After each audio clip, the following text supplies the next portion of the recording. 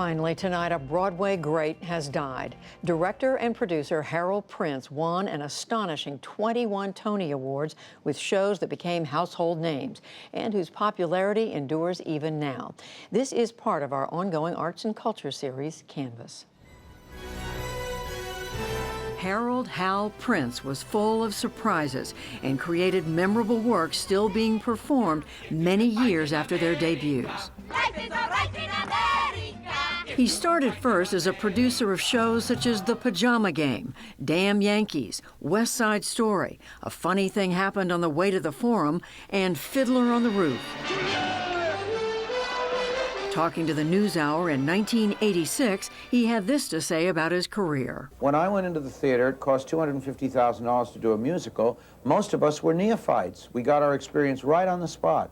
It is overwhelming, the experience of having a $4 million investment on your shoulders. Eric Schaefer is the longtime artistic director of Signature Theater in Arlington, Virginia, and staged many of Prince's plays over the years.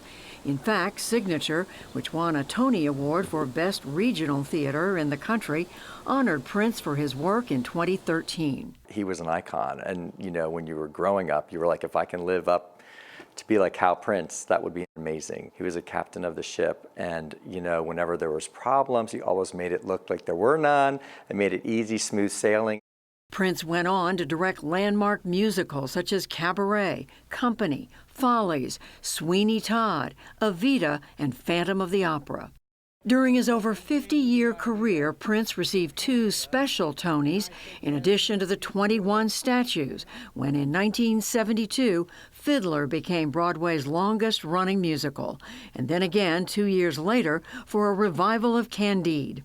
He also received a Kennedy Center honor and was known as a master collaborator, the Prince of Broadway.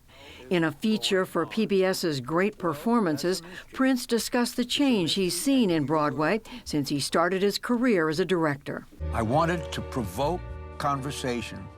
I wanted issues on the stage, as they had been in my youth. It was with the legendary Stephen Sondheim, who was the lyricist for West Side Story, that Prince developed a long-lasting friendship and professional partnership.